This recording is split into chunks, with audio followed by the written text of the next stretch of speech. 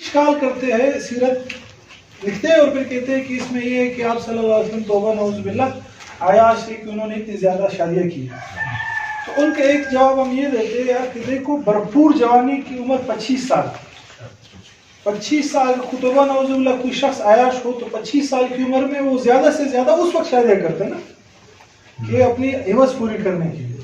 اس وقت صرف ایک شادی کی آپ صلی اللہ علیہ وسلم اور وہ بھی اپنی سی عمر میں 15 سال بڑی عورت سے, اور جو پہلے سے 2 مرتبہ جو ہے بیوہ ہو چکی ہے, طلاق ہو چکا ہے ان کو. ٹھیک ہے, اب یہ مجھے کنفرم نہیں ہے, اللہ معاف کرے, اس کو میں اسٹڈی کر کے پھر آپ کو بتاؤں گا کہ بیوہ ہو چکی تھی غالباً. ٹھیک ہے, تو یہ ایک جواب تو یہ ہو گیا, صحیح ہے. دوسرا جواب یہ ہے کہ شادی زیادہ کرنے کی حکمت یہ تھی کہ آپ صلی اللہ علیہ وسلم اس پورے کائنات کے لیے رحمت للعالمین رحمت للعالمین تھے, تو ان کی گھریلو زندگی بھی سب کے سامنے آنی چاہیے کہ گھریلو زندگی میں آپ صلی اللہ علیہ وسلم نے کیسے کیسے وقت گزارا. ظاہر سی بات ہے اگر زیادہ ایک ہی عورت سے شادی کرتے تو وہ ایک عورت تو اتنے زیادہ مسائل نہیں بیان کر سکتی, تو 11 شادیاں کی تاکہ لوگوں کے سامنے آپ صلی اللہ علیہ وسلم کی گھریلو زندگی بالکل واضح ہو جائے. تو کچھ احادیث ایک ازواج مطہرات سے منقول ہے, کچھ دوسرے سے, کچھ تیسرے سے, اس طرح کر کے آپ صلی اللہ علیہ وسلم کی گھریلو زندگی بھی بالکل امت کے سامنے آ گئی. تو یہ حکمت تھی زیادہ شادیاں کرنے کی. تو نعوذ باللہ کوئی عوض کی پجاری نہیں تھے آپ صلی اللہ علیہ وسلم. اس کے بعد جب آپ کی عمر 40 سال کے قریب ہو گئی تو آپ صلی اللہ علیہ وسلم کو خلوت نشینی یعنی تنہائی پسند آ گئی.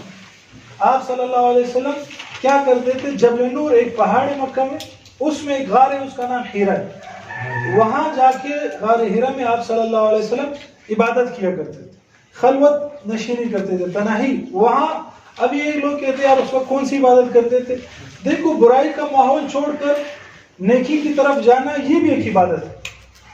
تنہائی میں بیٹھنا, اپنے نفس کا محاسبہ کرنا یہ بھی عبادت ہے کہ اللہ کی بڑائی کو سوچنا اور اس کو سوچنا کہ اللہ پاک نے مجھے کیوں پیدا کیا ہے, میں کس لیے اس دنیا میں آیا ہوں, اور میں جو دن بھر کام کر رہا ہوں آیا میں اللہ کو قریب کر رہا ہوں, اللہ کے قریب جا رہا ہوں یا اللہ سے دور جا رہا ہوں. تو اس کو کہتے ہیں نفس کا محاسبہ. آپ صلی اللہ علیہ وسلم یہ کرتے تھے, اپنے نفس کا محاسبہ کرتے تھے اور اللہ کی کائنات پہ سوچتے تھے, غور و فکر کرتے تھے, تدبر کرتے تھے. تو وہاں توشہ لے کر جاتے تھے, توشہ یعنی کھانے کے لیے سامان لے جاتے تھے, کبھی 1 مہینہ گزارتے تھے, کبھی 10 دن, کبھی 15 دن. جب توشہ ختم ہو جاتا تھا تو واپس آ جاتے. اب اس میں ایک بات یہ ہے کہ دیکھو آپ صلی اللہ علیہ وسلم نبی ہے لیکن پھر بھی اپنے ساتھ زادرہ توشہ لے جا رہے ہیں. تو یہ توکل کے منافی نہیں ہے کہ آپ سب کچھ چھوڑ دے, بولتے ہیں بس اللہ مالک ہے, اللہ کھلائے گا, اللہ پلائے گا. نہیں, اسباب آپ صلی اللہ علیہ وسلم نے کیوں اختیار کیے, تاکہ اس امت کو تعلیم دینے کے لیے کہ بھائی یہ امت سیکھ جائے کہ صرف اور صرف یہ نہیں کہ بس سب کو چھوڑ کر اور کہے کہ بس اللہ مالک ہے. اللہ بالکل مالک ہے, اللہ سے بڑا کوئی خالق مالک رازق کوئی بھی نہیں, لیکن یہ دنیا دارالاسباب ہے, یہاں سبب اختیار کر کے بھروسہ اللہ پہ کرنا ہے. اس میں نے شاید پہلے بھی آپ کے سامنے وضاحت کی تھی کہ توکل کا یہ مطلب نہیں کہ سب کچھ چھوڑ دے. توکل کا یہ مطلب ہے کہ سبب اختیار کیے جائے, اس سبب پر بھروسہ نہیں کرے. بھروسہ کس پہ کرنا ہے, اللہ پہ. جیسے کہ ایک صحابی آیا, اونٹ ویسے ہی چھوڑ دیا. آپ صلی اللہ علیہ وسلم نے پوچھا کہ اونٹ کہاں ہے, کہا کہ اللہ کے توکل, کہا کہ نہیں, جا کر اونٹ کو باندھو پھر بھروسہ کرو اللہ. ٹھیک ہے, جب توشہ ختم ہو جاتا تھا تو پھر واپس وہ گھر آ جاتے تھے حضور صلی اللہ علیہ وسلم. تو اس سے ایک بات یہ چلتی ہے کہ مکمل خلوت نشینی کے بالکل تنہائی میں بیٹھ جانا, پہاڑوں میں چلے جانا, یہ بھی ٹھیک نہیں. بقدر ضرورت, بوقت ضرورت خلوت نشینی ٹھیک ہے. مثلا انسان پبلک ڈیلنگ بہت زیادہ کرتا ہے, لوگوں سے ملتا جلتا ہے, تو اس کے اثرات انسان پر آتے ہیں, دل پہ غبار سا چھا جاتا ہے. خاص کر کے جو پبلک ڈیلنگ والے لوگ ہیں تو ان کے لیے تو خلوت نشینی لازمی ہے کہ دن میں ایک 15-20 منٹ تنہائی میں بیٹھ کے سوچے یار کہ میں اس دنیا میں کیوں آیا ہوں, اور میں جو زندگی گزار رہا ہوں آیا یہ حضور صلی اللہ علیہ وسلم کی زندگی کے موافق بھی ہے یا نہیں, یا میں ویسے ہی اپنی منمانی کر رہا ہوں. اگر یہ نہیں کرتا انسان تو وہ غبار چاہتا ہے, چھایا جاتا ہے, آتا ایک وقت آ جاتا ہے کہ بالکل دل سیاہ ہو جاتا ہے. تو اس وجہ سے خلوت نشینی کرنی ہے, لیکن اتنی بھی زیادہ نہیں کہ بھائی گھر والوں کو ہی چھوڑ دے کہ بھائی مفتی صاحب نے کہا خلوت نشینی ہے تو جا کر وہ جو ہے مردار کر کے پاٹ پہ بیٹھ گئے یا کوتل پہ یا چلتن پہ بیٹھ گئے, بھائی وہاں بس بزرگی ٹکا رہے. سمجھ میں آ رہی ہے؟ آپ کے گھر والے آ کر مجھے پکڑ لیں گے کہ بھائی کہاں ہمارے بچے کو بگا دیا. ہاں تو خلوت نشینی بقدر ضرورت، جتنی ضرورت ہے اتنی کرنی ہے، بوقت ضرورت کرنی. یہ پوائنٹ سمجھ میں آ رہا ہے؟ اور خلوت نشینی میں آپ نے یہ دیکھنا ہے کہ آیا آپ کے اندر تکبر تو نہیں ہے، آپ کے اندر حب جا تو نہیں ہے، عہدے کی طلب، بڑا بننے کی طلب، یا آپ کے اندر حب دنیا تو نہیں ہے کہ دنیا کی محبت ہمارے دل. یہ سوچنا ہے. اور یہ چیزیں ہمارے اندر بہت زیادہ ہے، ہمیں اس کا پتہ نہیں ہوتا، لیکن یہ ہماری چیزیں اندر رچی بسی ہوئی کہ بھائی حب جا ہر وقت ہمیں چاہیے یار کہ میں بڑا نظر آؤں، لوگ مجھے بڑا سمجھے، مجھے بڑائی دے اور مجھے میں عزت دے اور میری واہ واہ ہو اور مجھے لے آگے سارے جھکے. اور اسی طرح حب دنیا کے کاموں میں اس قدر ہم پسے ہوئے کہ انسان، جیسے کہ ایک واقعہ آتا ہے نا، ایک بزرگ تھا، ایک بندہ دکان میں لگا ہوا تھا، کام کر رہا تھا. یہ بزرگ آ کر اس کو یوں دیکھتا کافی دیر دیکھنے کے بعد واپس چلا جاتا. پھر دوسرے دن آ کر اس کو دیکھتا، پھر چلا جاتا. وہ بندہ مصروف ہوتا تھا اپنے کام، کبھی اٹھا رہے. 4-5 دن یہ ہوا. آخر اس دکاندار نے کہا تم کیا اپنا کام نہیں کرتے، مجھے بھی کام کرو، تم آ کر روز کھڑے ہو جاتے ہو، کیا دیکھتے ہو تم؟ تو یار میں دیکھتا ہوں کہ تم اتنی دنیا میں غرق ہو، یعنی اتنے منہمک ہو کہ تمہیں اللہ کی یاد ہی نہیں. اذان ہو جاتی ہے لیکن تم دکان سے ٹس سے مس نہیں ہوتے، ہلتے ہی نہیں ہو، اور تمہاری روح میں دیکھ رہا ہو کہ ایک ایک چیز میں پسی ہوئی ہے. ابھی جب روح نکالنے کا وقت آئے گا تو کیسے اسرائیل علیہ السلام تمہاری روح ساری چیزوں سے جو جہاں بسی ہوئی ہے تمہاری، اس کو نکالے گا تو تم کو کتنی تکلیف ہوگی. اس شخص نے جب یہ سوچا واقعی یار کہ میں اتنا دنیا میں غرق ہوں کہ مجھے تو اللہ اور اللہ کا رسول تو میں نے بلا دیا، پھر اس نے توبہ کر. اللہ والے ہوتے. تو آج ہم جا کر خلوت نشینی میں یہ دیکھیں کہ یار دنیا میں تو ہماری زیادہ روح بسی ہوئی تو نہیں ہے. کہیں ایسا تو نہیں کہ صبح سے لے کر رات تک صرف دنیا دنیا دنیا دنیا. اگر خدا نخواستہ اس طرح ہے تو کوشش کرے کہ اپنا آپ محاسبہ کر کے اپنے آپ کو کس طرف لے آئیں، آخرت کی طرف جو دائمی زندگی ہے. اور اسی طرح اللہ کے احسانات کو سوچنا چاہیے کہ اللہ رب العزت نے ہمیں آنکھیں دی ہے، کان دیے ہے، زبان دیے ہے، اور نعمتیں دیے، گھر دیے ہیں، بھائی بچے دیے ہیں اور والدین دیے. بہت سارے لوگ ایسے ہیں جن کے پاس یہ نعمتیں نہیں ہیں.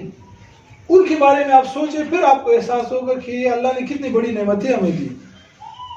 اور اللہ کی بڑائی کا سوچے کہ اللہ پاک بہت بڑے ہیں اور ہمارے ساتھ کچھ بھی کر سکتے ہیں. میں اکثر یہ مثال دیتا ہوں، ابھی ہم بیٹھے ابھی فالج کاٹے ہو جائے، ہمارا منہ ٹیڑھا ہو جائے، آنکھیں ٹیڑھی ہو جائے، کچھ کر سکتے نہیں. یہاں ایک چھوٹا سا لڑکا ہے 18-20 سال کا، کل اس کو لے گئے، اس کو فالج کاٹے گا. بلوچ اسٹریٹ میں 3-4 دن پہلے ایک لڑکا ہے، اس کا انتقال ہو گیا، ہارٹ اٹیک آ گیا. 24 سال کا لڑکا. یہ بلوچ اسٹریٹ 2 گلی اس پیچھے اور یہ فالج والا اس گلی میں آگے. تو یہ اللہ کا بہت بڑا کرم ہے کہ ہمارے اوپر کچھ الحمدللہ نہیں آیا. اس کا یہ مطلب نہیں ہے کہ ہم پوری زندگی اسی طرح رہیں گے، ہم گناہوں میں غرق ہوتے رہیں گے اور یہ اللہ کچھ نہیں کر سکتا. توبہ نعوذ باللہ. یہ اللہ پاک ڈیل دے رہے. ایک دفعہ جب پکڑتے ہیں، ان بطش ربک لشدید، تیرے رب کی پکڑ پھر بہت سخت ہے. جب اللہ پکڑنے پہ آ جاتا ہے پھر ایسا پکڑتا ہے کہ انسان پھر حیران ہو جاتا ہے، اس کو راستہ نہیں ملتا ہے کہ کہاں جائے. تو یہ اللہ رب العزت جو ہمیں ڈیل دے رہے ہیں، اس کا یہ مطلب نہیں کہ بس ہم آزاد ہیں، جس طرح لائف چاہے اس طرح گزارے. نہیں، یہ آپ کا یہاں آنا، یہ آپ یہ نہ سوچیں کہ اتفاقاً بس یہ ایک اشتہار دیکھ لیا ہم نے اور ہم نے داخلہ لے لیا. نہیں، یہ اللہ آپ کو اپنی طرف بلا رہے. اللہ چاہ رہے کہ یہ میرا بندہ میرے قریب آ جائے اور یہ میرا بن جائے. تو یہ اللہ آپ کو اشارے دے رہا ہے. اگر آپ اس اشارے کو نہیں سمجھیں گے اور یہاں ٹائم پاس کے لیے آ کر چلو بھائی ٹھیک ہے، انفارمیشن مل گئی، اچھی انفارمیشن تھی ماشاءاللہ، کسی محفل میں بیٹھیں گے تو یہ دہرائیں گے، لوگوں پہ روب جھاڑیں گے کہ بھائی ہم نے ماشاءاللہ کتنا مجھے سیرت کا علم ہے، تو اس کا کوئی فائدہ نہیں. اگر جسٹ انفارمیشن کے لیے آپ آ رہے، اگر آپ اس نیت سے آ رہے یار کہ میں نے زندگی چینج کرنی ہے، تب آپ کے آنے کا فائدہ ہے. پھر آپ اس سردی میں آنا، قربانی دینا، اس ایک سیکنڈ پہ اللہ وہ دیں گے جس کا آپ کو احساس ہی نہیں ہو. اور خلوت نشینی میں جب ہم سوچیں گے اللہ کی بڑائی کو، اللہ کے احسانات کو، تو اللہ کی محبت دل میں پیدا ہو. اور جس دل میں اللہ کی محبت آ گئی اس کو سب کچھ مل گیا، اور جس دل میں اللہ کی محبت نہیں تھی اس کو کچھ بھی نہیں. ٹھیک ہے، من جد وجد، وہ کہتے ہیں جس نے کوشش کی اس کو مل گیا. اور اللہ رب العزت فرماتے ہیں ابن آدم ان وجدتنی، اے آدم کی اولاد اگر تم نے مجھے پا لیا، وجدت کل شیء، تم نے تمام چیزیں پالی، وَإِن فَقَدْتَنِي، اگر تم نے مجھے کھو دیا، فَقَدْتَ كُلَّ شَيْءٍ، تم نے ساری چیزیں کھو دی۔ تو اللہ کو پانے کے لیے میں اور آپ یہاں جمع ہیں، اور یہاں جو باتیں بتائی جائے وہ گھر میں جا کر بتائیں، اور اس پہ عمل آج سے ابھی سے شروع کریں۔ یہ نہیں ہے کہ یار ہم نے یہاں سن لیا بس بے غور، نہیں، ابھی سے جو بات عمل کیا جائے اس پہ۔ ابھی خلوت نشینی آج ہم نے پڑھ لیا کہ آپ صلی اللہ علیہ وسلم کرتے تھے 15 سے 20 منٹ روزانہ اپنا ایک وقت مقرر کر لیں۔ یہ نہیں ہے کہ آپ میں خلوت نشینی کروں گا، نہیں، لکھے کہ میں عشاء کے بعد، میں فجر کے بعد، یا میں مغرب کے بعد، جو آپ کا شیڈیول ہے اس کے مطابق 15 سے 20 منٹ تنہائی میں بیٹھ کے سوچیں۔ اور اس سوچنے کا اتنا فائدہ ہوتا ہے، اتنا فائدہ ہوتا ہے کہ آپ اس کو جب کریں گے نا پھر آپ کو اس کا فائدہ محسوس ہوگا۔ جب آپ اپنا محاسبہ کرو گے کہ یار میں اپنی زندگی کیسے گزار رہا ہوں، اور آپ کی زندگی کے ٹرننگ جو ایک پوائنٹ ہے وہ یہی ہوگا کہ آپ اپنی خلوت نشینی کریں گے، کوشش کریں گے انشاءاللہ۔ تو یہ 40 سال کی عمر کی قریب یہ شروع